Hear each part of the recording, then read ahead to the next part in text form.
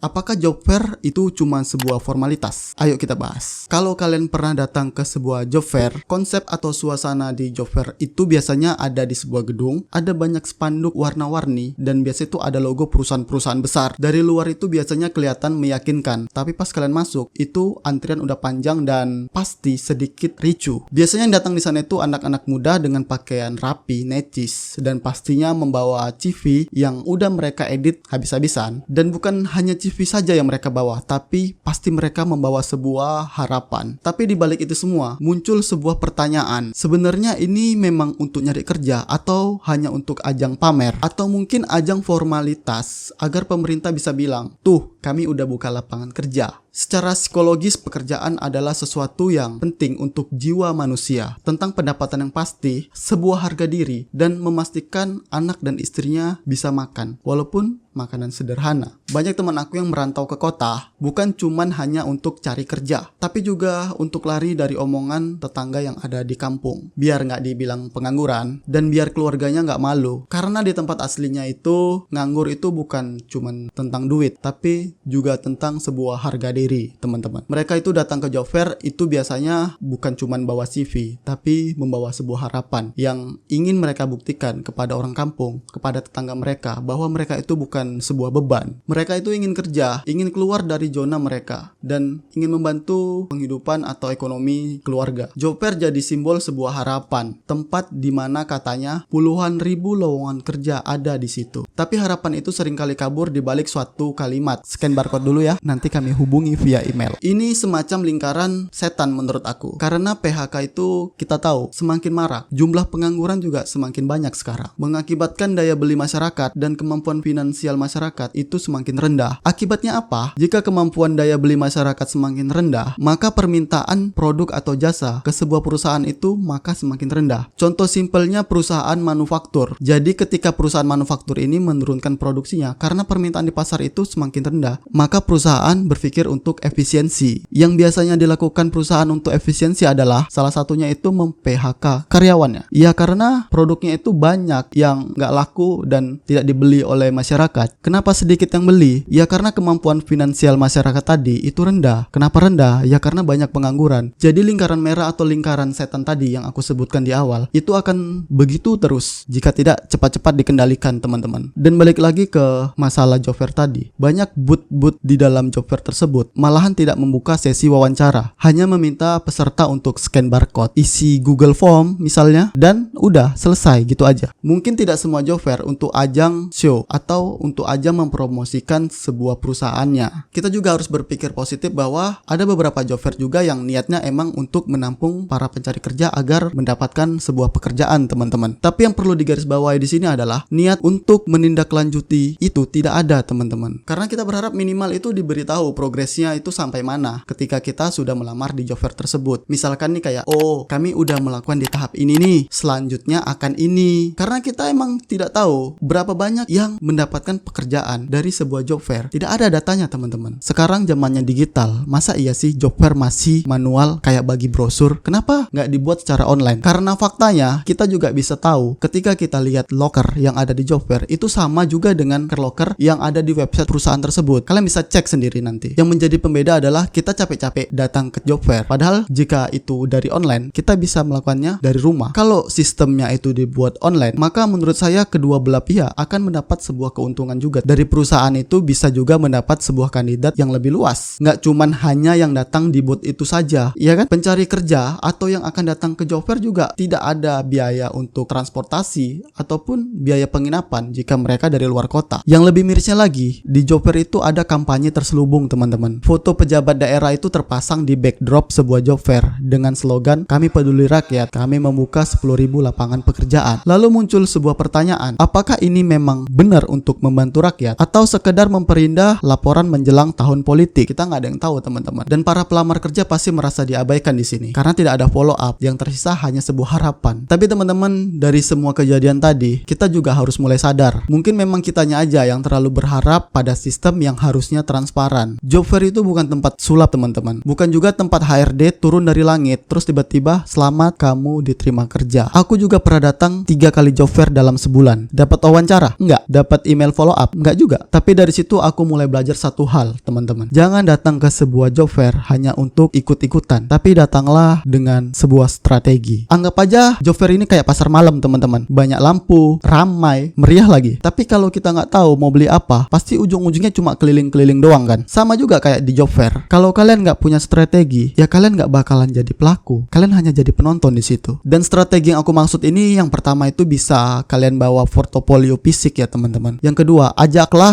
HRD tersebut untuk ngobrol. Ya walaupun cuma ngobrol-ngobrol singkat dan ngobrol-ngobrol ringan aja teman-teman. Karena dari situ kalian bisa minta kontaknya atau minta alamat LinkedIn-nya teman-teman. Bukan cuma sekedar scan barcode terus kalian pulang. Dan kalian tahu nggak, dari suatu percakapan yang singkat tersebut ada masukan atau pengetahuan baru yang bisa kalian dapatkan teman-teman. Intinya, kalian berani mulai duluan untuk ajak ngobrol HRD tersebut. Kadang kita cuma harus putar arah. Jangan cuma ngarepin sebuah sistem, tapi bikinlah sistem itu sendiri. Kalau kalian punya skill, ya skill kalian itu diasah. Bikin konten, ikut latihan, freelance, atau usaha kecil-kecilan juga bisa teman-teman. Daripada kalian nunggu email yang nggak mungkin juga akan datang. Lebih baik itu kita gerak dari sekarang teman-teman. Karena di zaman sekarang ini bukan cuma soal ijazah yang dilihat teman-teman, tapi bukti bahwa kalian itu memang siap untuk kerja. Dan kadang bukti itu nggak datang dari cuman form online, tapi dari usaha nyata yang kalian jalanin tiap hari teman-teman. Job fair memang bukan solusi mutlak teman-teman, tapi bisa jadi sebuah alat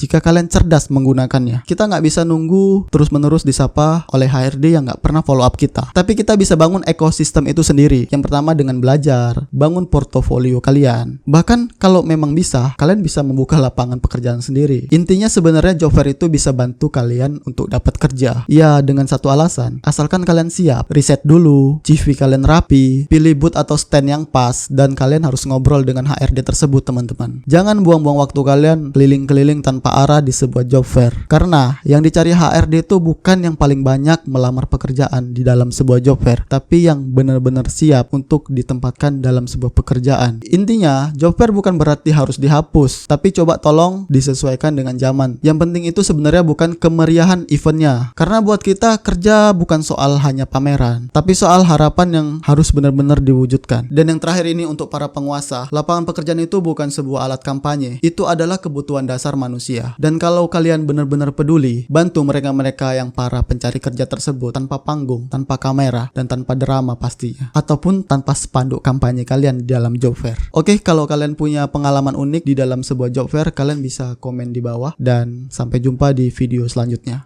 See you.